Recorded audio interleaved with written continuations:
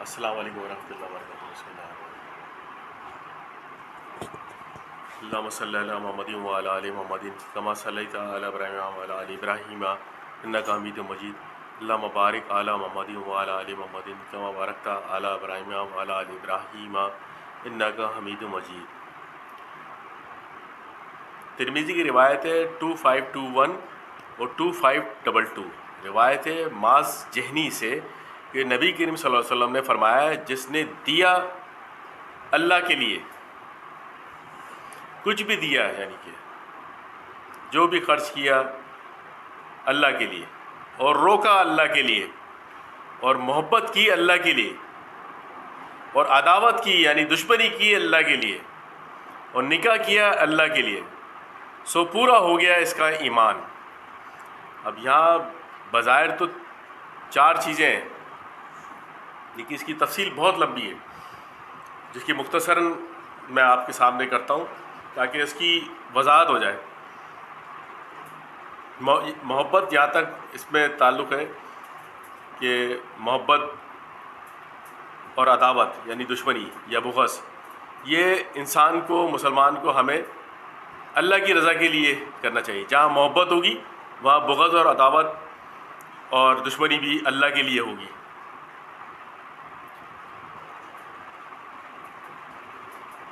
کیونکہ اس کے اندر جو انسان محبت اللہ کے لیے کرے گا، اللہ کی رضا کے لیے کرے گا، تو حدیث میں ہے نا وہ 3 آدمیوں کا ذکر، 7 آدمیوں کا، 7 آدمیوں کو جو کہ عرش کے سائے تلے ہوں گے، جو کہ جہاں پہ کوئی سایہ میسر نہیں ہوگا. ان 7 میں کی ایک نشانی یہ بھی ہے کہ جو شخص اللہ کی رضا کے لیے آپس میں دوستی رکھتا ہے، اللہ کی رضا کے لیے ملتا ہے، اللہ کی رضا کے لیے محبت کرتا ہے، تو وہ عرش کے سائے کے تلے ہوگا. ان 7 میں سے ایک یہ بھی ہے. اور جہاں محبت ہے وہاں بغض بھی ہے. اب بغض یا دشمنی وہ بھی اللہ کے لیے ہوگی. اس میں ایک مثال اسی طریقے سے ہے کہ جیسے غزوہ تبوک ہوا تھا، انتہائی گرمیوں کا جہاد تھا وہ. ان میں 3 صحابیوں کا ذکر ہے. ڈیٹیل اس کی کافی لمبی ہے، لیکن یہاں بتانا مقصود صرف نفرت، بغض صرف اللہ کے لیے اور محبت اللہ کے لیے، یہ بتانا مقصد ہے. تو اس کے اندر جب یہ صحابی ابھی کرتے کرتے تھوڑا سا لیٹ ہو گئے جانے میں، اور لشکر پورا نکل گیا. پھر آپ صلی اللہ علیہ وسلم کو پتہ چلا بعد میں کہ بھائی یہ 3 صحابی شرکت نہیں کر سکے. تو آپ صلی اللہ علیہ وسلم اس بات پہ کافی خفا ہوئے اور ان سے بات کرنے کے لیے منع کر دیا سب سے کہ اب ان سے پورا بائیکاٹ کیا جائے، کمپلیٹ، کوئی شخص بھی ان سے بات نہ کرے. ایون کہ ان کے پاس جو ان کی بیگمات تھیں، ان کو بھی ان سے بات کرنے کے لیے منع کر دیا گیا. جبکہ بعض ان میں سے ایک صحابی ایسی بھی تھے کہ بہت ضعیف تھے. تو تمام صحابہ نے اس بات پہ عمل کیا کہ یہاں پہ جب حکم آ گیا، آپ صلی اللہ علیہ وسلم نے کہہ دیا اب یہاں پہ اللہ کی رضا کے لیے آپ صلی اللہ علیہ وسلم نے سب کو منع کیا ان سے بات کرنے کے لیے. اور پھر بعد میں رضامندی ہو گئی اللہ تعالیٰ سے، آیتیں بھی اتری اس کے اوپر، اور پھر ان کی توبہ قبول ہوئی. پھر وہ پہلے سے بھی زیادہ مقرب بندے بن گئے. یعنی جیسے کہ اس کے اندر ہمارے پاس ایک اور چھوٹی سی مثال اس کے اندر ہے کہ جیسے میں شادیاں آج کل کی ہو رہی ہیں، اس کے اندر سوائے میرا خیال ہے کہ نکاح کے علاوہ باقی تو کوئی شرعی کام نہیں ہو رہا. اس کے اندر شریعت کے خلاف ہی سارا کام ہو رہا ہوتا ہے. قریانیت عام پہ، مخلوطیت عام پہ، آپس میں گٹ ہوا ہوا سارا معاشرہ، کوئی پرہیزگاری نہیں، کوئی پردے کا اہتمام نہیں. تو یہ اللہ کی رضا کے لیے ہمیں اس کا بھی بائیکاٹ کرنا پڑے گا. کسی کو برا لگتا ہے لگے، اللہ راضی ہونا چاہیے.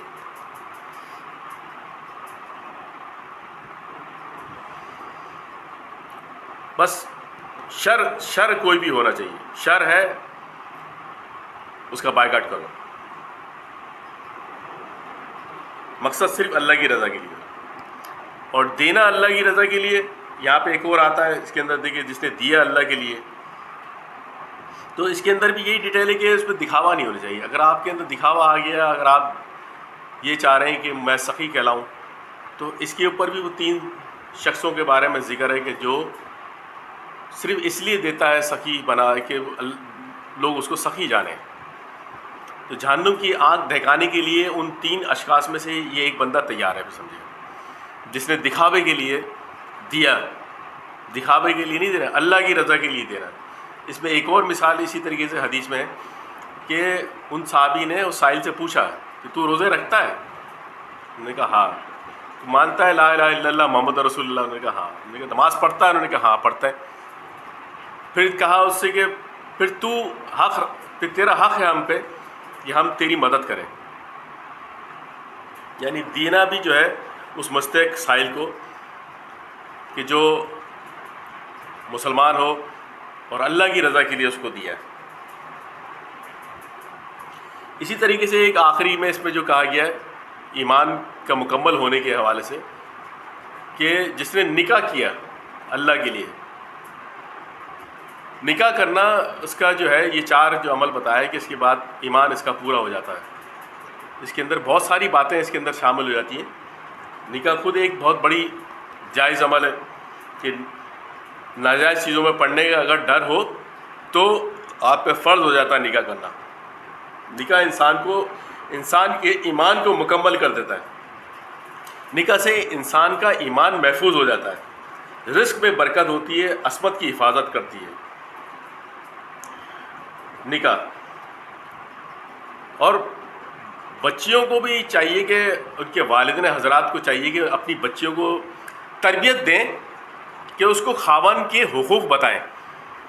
اس کو وہ بچی اپنے ماں باپ کے گھر کے اندر تو سارے دکھ درد سہ کے بڑے فخر سے آ جاتی ہے، یہ کہہ کے کہ نہیں یار میرے باپ نے بڑی محنت کی، بڑا پسینہ بہایا. وہاں ہر چیز اس کا خیال کرے گی، اس کے کوآپریٹ کرے گی ہر لحاظ سے. اس کی غربت میں بھی اس کے ساتھ کھڑے رہے گی، اس کے ساتھ مسائل میں بھی اس کے ساتھ کھڑے رہے گی، بابا کی رانی کہلائے گی وہ. لیکن وہی بچی جب خاوند کے پاس آ کے وہی مسائل اس کو درپیش آتے ہیں تو وہ دنیا کا سب سے بدترین برا ترین انسان بن جاتا ہے شوہر اس کا. جبکہ شادی کے بعد سارے حق پیچھے، ماں باپ کا حق پیچھے، بہن بھائی کا حق پیچھے، شوہر کا حق آگے ہوتا ہے. سب سے پہلے اس کے لیے شوہر ہوتا ہے، اور اسی چیز کو وہ نگلیکٹ کر رہی ہوتی ہے. اور اس کے اندر یہ خصوصیت ہوتی ہے بچیوں کے اندر کہ وہ اپنی ماں باپ کی بات کے علاوہ کسی کی سنتی نہیں ہے.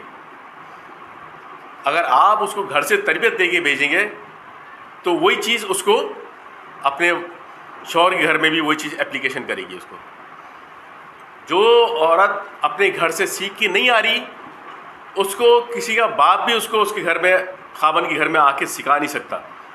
جو وہ اپنے ماں باپ کے گھر سے سیکھ کر آئے گی نا، وہی وہ اپنے گھر کے خاوند کے گھر میں آ کے کرے گی. اس کو ماں باپ کا کام ہے کہ اپنی بچیوں کو تربیت دیں، بتائیں اس کو کہ جیسے آج تم یہاں پہ ہمارے ساتھ کوآپریٹ کر رہی ہو، سکھ میں، دکھ میں، تکلیف میں، غربت میں اور آرام میں، جیسے جیسے تم نے آج ہمارے ساتھ تم نے سلوک کیا، ہمارے ساتھ اچھی بچی بن کے رہی ہو، ویسے ہی تمہیں ختم بختم اپنے شوہر کے ساتھ کرنا ہے. شوہر کی رضامندی کے بغیر جنت میں نہیں جائے گی بیوی. جیسے ماں باپ راضی تو رب راضی ہے نا اولاد سے، اسی طرح خاوند راضی تو رب راضی ہے بیگم سے.